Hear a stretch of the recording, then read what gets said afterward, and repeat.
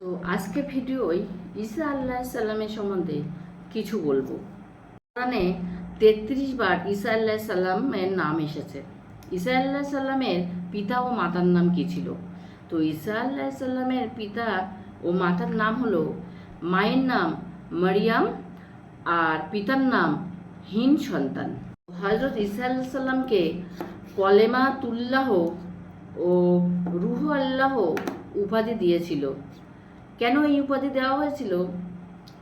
যেহেতু জন্মের পর তিনি আল্লাহর কুদরতের কথা বলতে শুরু করেছিল। কলেমাতুল্লাহ নাম তাই জন্য উপাধিটা দেওয়া হয়। আর কুদরতে তার রূহ বিনা পিতায় মায়ের গর্ভে প্রবেশ করেছিলেন, তাই রূহ আল্লাহ উপাধি দেওয়া হয়। তো ঈসা আলাইহিস সালাম 30 বছর বয়সে নবুয়াত প্রাপ্ত হন। তো ঈসা আলাইহিস সালাম অবিবাহিত ছিলেন, তিনি বিয়ে করেননি। হযরত ঈসা আলাইহিস সালামের মুজেজাহ কি ছিল? দোলনায় কথা বলা, ফু দিয়ে মাটির পাখিকে জীবন্ত করা, আর চক্ষু দান করা, কুষ্ঠরোগীকে সুস্থ করা, মৃত মানুষকে জ্যান্ত করা, আকাশ থেকে খাদ্য ও পানীয়ের ও দস্তারখান নামানো। ঈসা আলাইহিস সালামকে জীবন্ত অবস্থায় আকাশে উঠিয়ে নেওয়া হয়।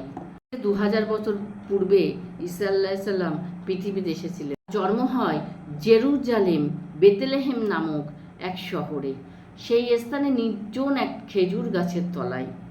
ও ঈসা আলাইহিস সালাম সেখানে 40 দিন ছিলেন, আর সেখানে ঝর্ণার পানি আর খেজুর খেতেন। ও এই ঈসা আলাইহিস সালাম 40 দিন বয়সে কথা বলেন। খ্রিস্টানরা তার আল্লাহর পুত্র নামে সম্মানিত করে। বর্তমান তিনি চতুর্থ আকাশে আছে। 30 বছর বয়সে আকাশে উত্থিত হয়। কিয়ামত কাছে আসলে জীবন্ত অবস্থায় ঈসা আলাইহিস সালাম আকাশ থেকে নেমে আসবেন। কোন স্থানে নামবেন? দামেস্কের জামে উমাবিতে আসরের নামাজের সময়।